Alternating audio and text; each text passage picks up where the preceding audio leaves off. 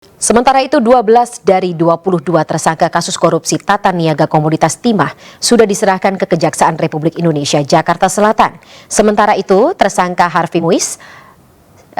dengan tersangka Harvey Muiz sendiri, pemirsa, petugas masih mengumpulkan berkas kepemilikan aset yang diduga hasil dari korupsi timah.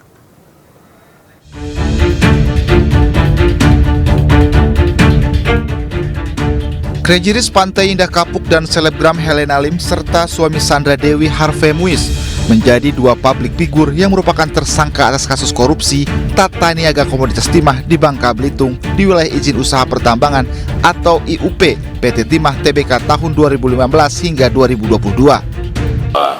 Penyidik telah menyerahkan 13 perkara, 13 tersangka dan barang bukti ke penuntut umum, dan dari 13 itu dapat kita uraikan, satu sudah dalam proses sidang yaitu obstruction of justice yang ada di Bangka Belitung, dan 12 itu diserahkan ke Kejari Jakarta Selatan. Dan kita harapkan dalam waktu dekat, mudah-mudahan di bulan Juli yang akan datang, penyidik bisa menuntaskan 9 berkas perkara lagi atas nama 9 tersangka yang kita harapkan tentu bisa dilakukan tahap 2 ke penuntut umum. Selain Harvey Muiz, petugas kerap memeriksa sang istri Sandra Dewi sebagai saksi. Kasus ini pun masih bergulir di Kejagung dan berkas 1 dari 22 tersangka sudah diserahkan ke Kejari Jakarta Selatan.